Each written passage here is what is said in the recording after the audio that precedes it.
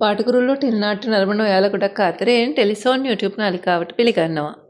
ඔන්නේ යාළුවනේ මම මේ කියන්නේ ලස්සන කතන්දරයක්. ඒ කියන්නේ මේ කතාව ඉස්සරහට සිද්ධ වෙන්න තියෙන කතාවක් ගැන තමයි. ඔයාට කලින් මම මේ වීඩියෝ එකෙන් දැනුවත් කරන්න හිතාගෙන ඉන්නේ. වෙනද වගේ පුංචි දෙයක් ඔයාට කතාවට යන්න කලින් තියෙනවා මතක් කරන්න.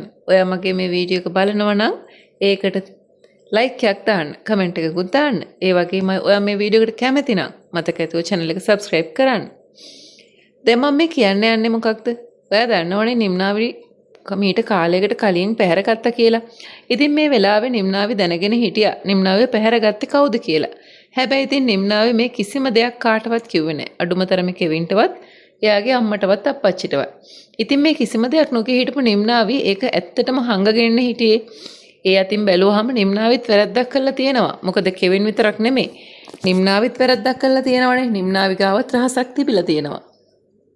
ඉතින් මෙන්න මේ රහස හංගගෙන ඉන්න නිම්නාවි හැමදාම දිගටම කරන්න පුළුවන් වෙයි කියලා හිතුවට මේ රහස එළිවෙන දවසකුත් එනවා.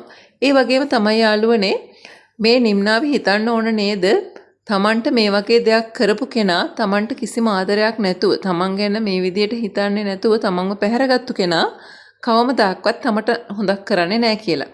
ඒ කියන්නේ නුරාන් එදා කරපු දේ කරේ තමන්ට තියෙන කිසිම හොඳකට නෙමෙයි කියලා නිම්නාවිට හිතන්න ඉඩකඩ තිබුණා.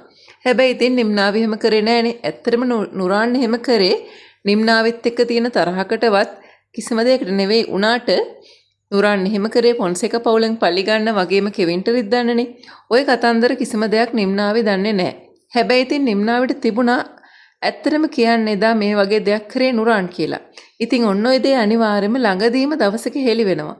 අන්න ඒ හෙළි වුණ දවසට නිම්නාවිට කර කියා ගන්න දෙයක් නැති වේවි.